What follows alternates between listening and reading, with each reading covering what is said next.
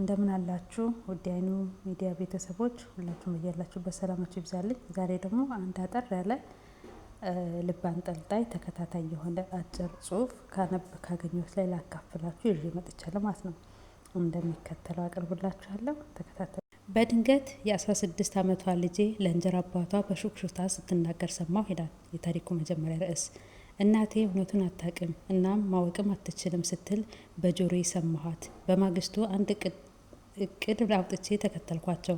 እናም ያየሁት ነገር ሁሉ ነገሬን ቀያይሮታል ትላለች እናት። በእርግጥ ልጄ አፌሪ 16 ዓመቷ ነው። ነፃ ለመሆን በሮችን ለመዝጋት ራሷን የበለጠ ለመንከባከብ የሚያስችል እድሜ ላይ ነች። ግን የሆነ ችግር ካለ ብዬ ቢጠረጥሩም እንዳላስተውል የጋረደኝ ስለማምናት ብሎም ገና ወጣት ስለነበረች ብዙም ትኩረት አልሰጠሁትም። ከቅርብ ጊዜ ወዲህ ግን የተለየ ሆነችብኝ።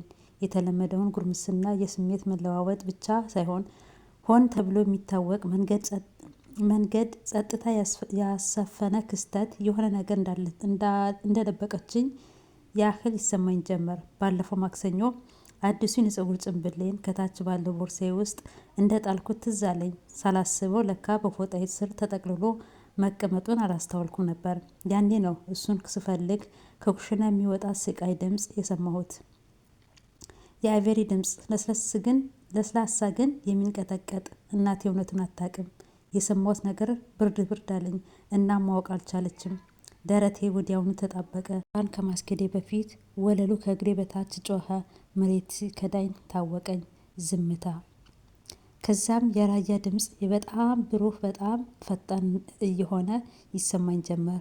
ልክ እንዳየኝ ኦ ይሄ ውዴ፣ ስለ ትምህርት ቤቷ ፕሮጀክት እያወራን ነበር። አቬሪም ተከትላ ወዲያውኑ ወደ ሳሎን ገባች። አዎ ነገ ለሳይንስ የፓስተር ሰሌዳ ያስፈልገኛል። ፈገግታቸው በጣም ፈጣን ሆነብኝ።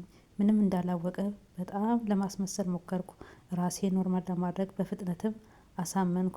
በቀላሉ ሳቁብኝ።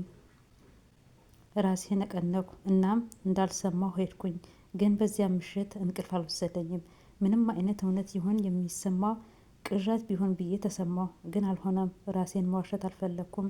ለምን ማወቅም አልቻልኩም። በማግስቱ ከሰዓት በኋላ ልክ ከትምህርት ቤት በኋላ ራያ ቁልፎቹን ያዘ። ያንን ፓስታ የሰሌዳ ልንወስድ ነው አለ በቸልተኝነት። ምናልባትም ፒዛ ይዛችሁ ልትሄዱ ትችላላችሁ። ጫሟን ተጫምታ ከአይኖቼ እያመለጠች ነበር። እስኪሄዱ ድረስ ጠበቅኳቸው። ከዚያም የራሴን ቁልፎች ያዝኩና እኔም በመኪና የተከተልኳቸው። ከልክ በላይ እየተጠራጠርኳቸው ይሆን እንደሆነ ለራሴ ነገርኩ። ራያን ታርጌት አልፎ ሲነዳ እስካየው ድረስ ወደ ማንኛውም መደብር አላመራም። በተቃራኒ መንገድ ሄደ።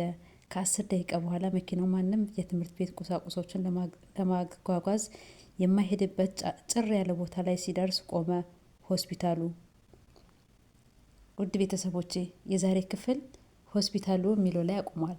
ነገ ደግሞ በሌላ ክፍል ይህንን ልብ አንጠልጣይ ድራማን በሉት ልብ ወለድ በሚቀጥለው ክፍል ምን ላይ ይደርሳል፣ የእንጀራ አባትና ልጅ ምን ላይ ናቸው የሚለውን የእናትን ስጋት አብረን የምናይ ይሆናል። ላይክ፣ ሼር፣ ሰብስክራይብ ማድረጋችሁ እንዳትረሱ።